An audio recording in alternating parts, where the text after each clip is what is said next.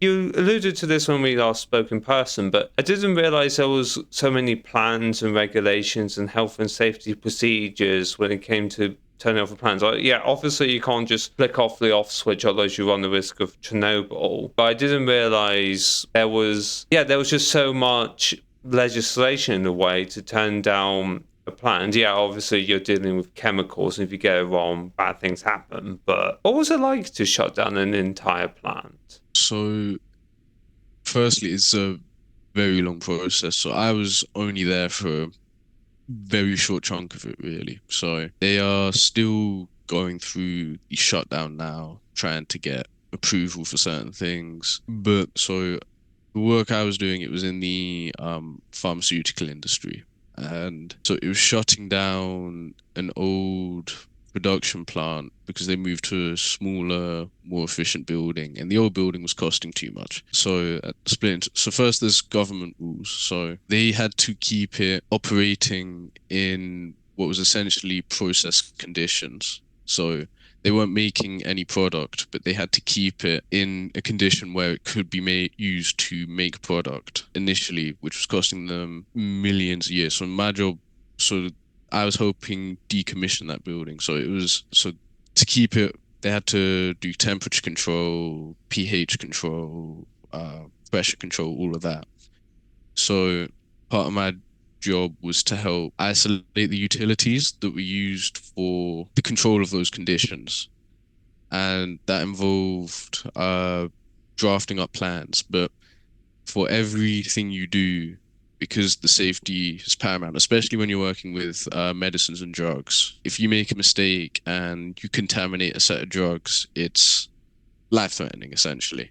So you have to go through a procedure. So just for simple, so like for shutting off, say the steam pipes, you needed to get the steam tested, like the valves you would use for shutdown tested.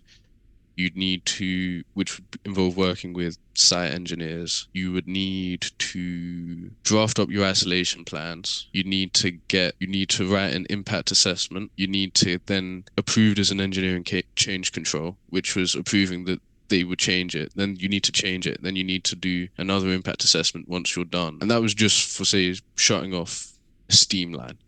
Now imagine you've got to do that for almost every bit of equipment, every utility, so water. Because, but yeah, no. So say like the point is that safety is like massively important because you might be able to cut corners and do it more quickly, but if you make a mistake on a steam line and you've not chosen the correct safety procedures so that you don't have the right valves here or there or wherever, and you've isolated it and the valve breaks, you have a giant gush of steam coming at like 2 or 3 times normal pressure at someone's face, and is so you have to. It's one of the things. So we had a safety module last year, and it's one of the most important things in chemical engineering, maintaining that level of safety. Because when you don't, you might get away with it for 1 day, 2 days, a month, a year, maybe. But if it goes wrong eventually, it goes wrong in a disastrous way. And they showed us like countless examples of it, really. What were the examples, just to digress a bit? So the one that always sticks in my mind is the Buntsfield explosion. So it was way back, I think in the late 1960s. There was this chemical plant, and they had been doing inadequate safety checks for a while now. Some people had raised the alarms, but what really did it was they were supposed to have 4 tanks, and the product or whatever was supposed to go up and through one, up and through the next, up and through the third, up and through the fourth, and then out. One of the tanks malfunctioned. What should have happened was you shut it down, you fix it properly. But what they did was they put in a bypass on the tank with a valve and some pipe that wasn't built to deal with that level of pressure, essentially. So eventually the pressure builds and builds and builds.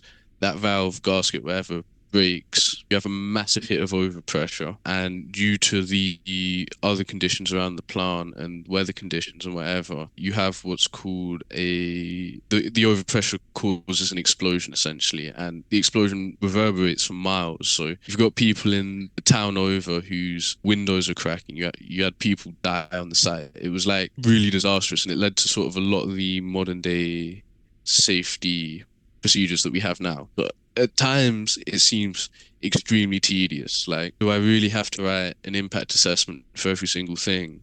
But without that in place, people tend to cut corners, and cut corners cost lives. Yeah, and then you've got the other problem of, like you said, with those who brought it up as well, why wasn't something done sooner about it? Yeah.